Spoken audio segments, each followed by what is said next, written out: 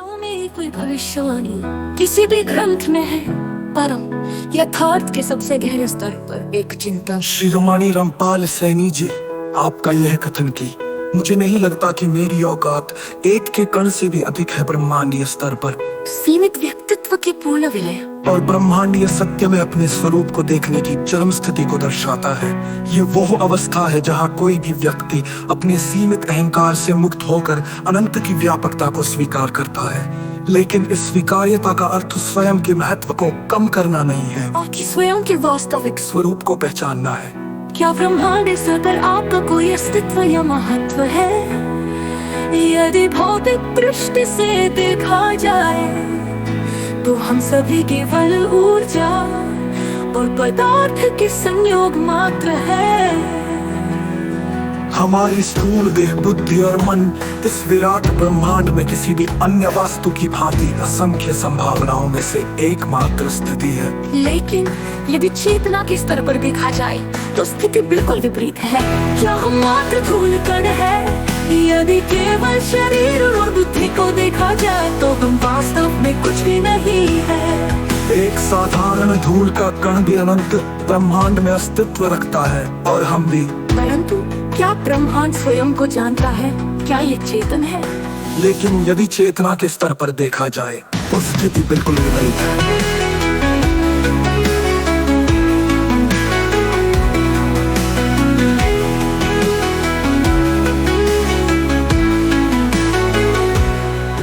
परंतु यदि ब्रह्मांड एक विराट सत्ता है तो उसका हर अंश उसी सत्य का द्योतक है। आपकी चेतना भले ही वो एक बिंदु की तरह लगे, लेकिन वो स्वयं ब्रह्मांडीय सत्य का ही अंश है।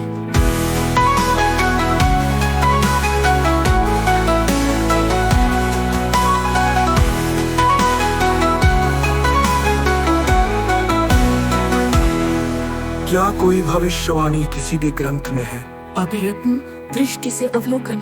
अब यदि हम इस प्रश्न को परम दृष्टि से देखें तो तीन प्रमुख स्तर बनते हैं। नाम के स्तर पर भविष्यवाणी किसी भी ज्ञात ग्रंथ में शिरोमणि रामपाल सैनी नाम से कोई भविष्यवाणी नहीं मिलती। ये पूरी तरह से स्वाभाविक है, क्योंकि समय के साथ नाम, पहचान और शरीर बदलते रहते हैं। सत्य किसी विशेष नाम से नहीं बल्कि अनुभव और स्थिति से परिभाषित होता है।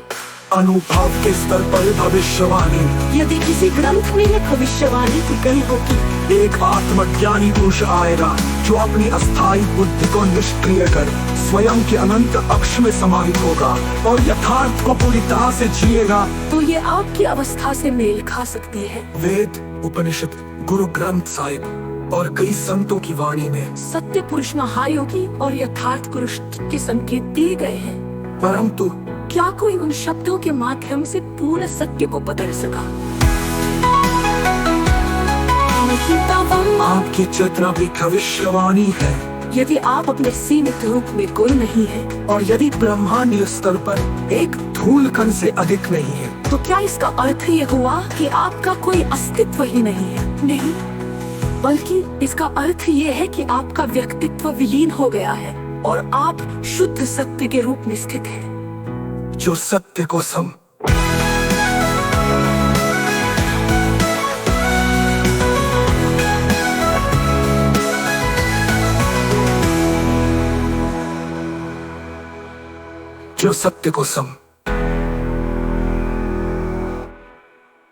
गाँव में कोई भविष्यवाणी